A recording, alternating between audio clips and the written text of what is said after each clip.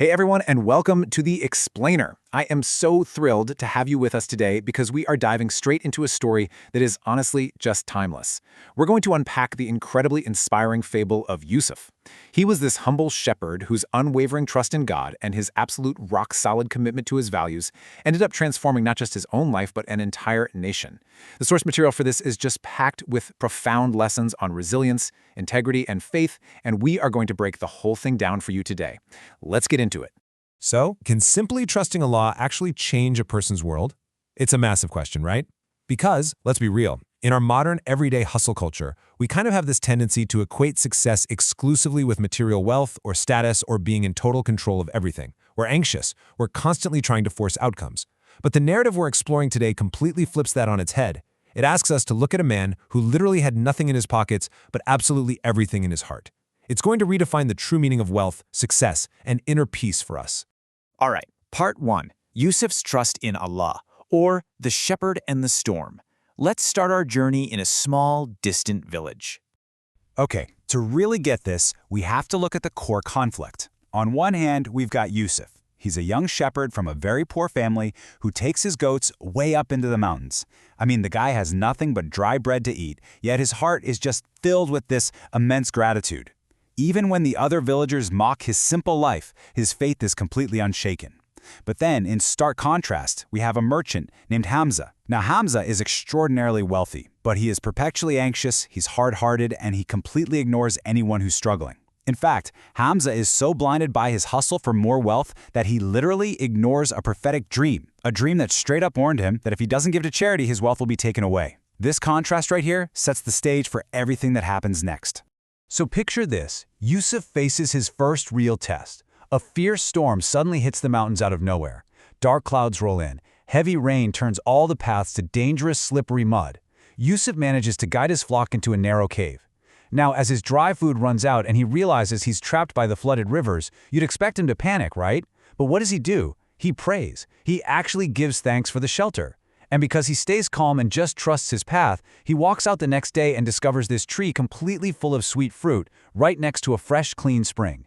Nature provided exactly what he needed to survive. Moving right along to part 2, wealth, fear, and repentance. Let's look at Hamza's downfall. Remember that prophetic dream Hamza just casually brushed off? Well, soon after, his highly valuable caravan is violently attacked and completely looted by bandits. Boom. In an instant, his wealth just vanishes. He is left in absolute financial ruin, with creditors aggressively demanding their money back, and all his so-called friends completely abandon him. Utterly broken and frankly terrified, Hamza finally goes to the mosque. He weeps, he repents for his greed, and he makes a solemn vow that if he gets out of this, he will share his wealth with the poor. It's a total, ground-up reset of his entire worldview. Which brings us to part 3, the path of patience and virtue, or compassion and action.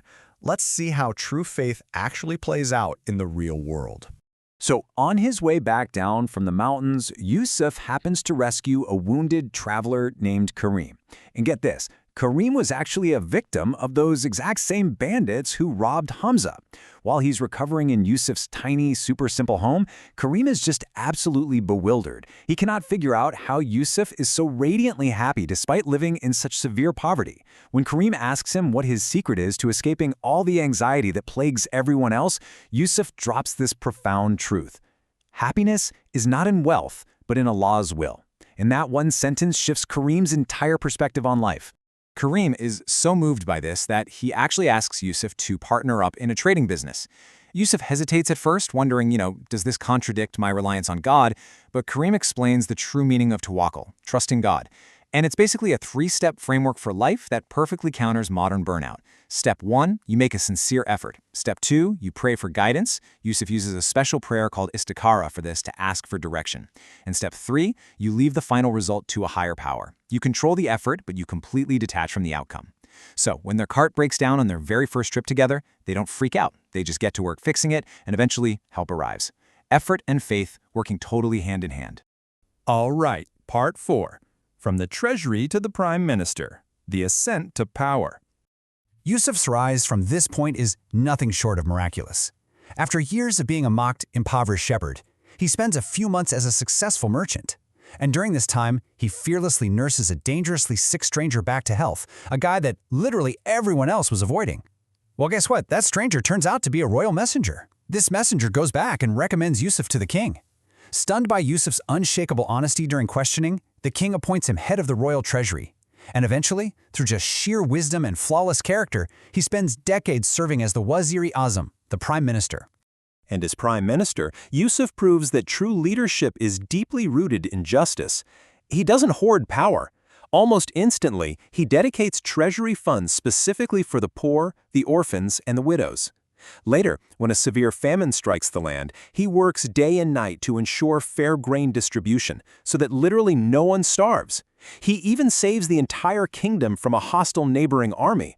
Instead of just rushing into a war, Yusuf leads a 3-day diplomatic mission, using his trademark patience and sincerity to actually negotiate peace. He completely transforms the entire society. Finally, Part 5. The Secret of True Success, a Legacy of Faith. You know, the really beautiful thing about goodness is its ripple effect. Hamza, staying true to his mosque vow, ends up building a free school for the poor. And Kareem? He becomes known as a legendary, honest merchant. But as we reach the climax of our explainer, we find an elderly Yusuf speaking to his grandson. When his grandson asks him about his life's greatest secret, Yusuf doesn't mention his brilliant political strategies or his wealth. He simply says, "I always trusted Allah. I felt fear too, but I remembered He is with me." And that right there is incredible. It reveals that courage isn't the absence of fear. Actually, scratch that. It's more like taking action despite the fear, because you are anchored by the constant presence of faith.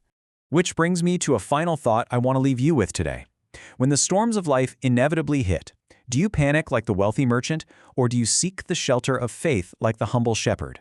Yusuf's story proves that our true strength doesn't come from what we own, but from what we believe. Thank you so much for joining me for this explainer. I really hope this leaves you inspired to reflect on your own foundations. See you next time.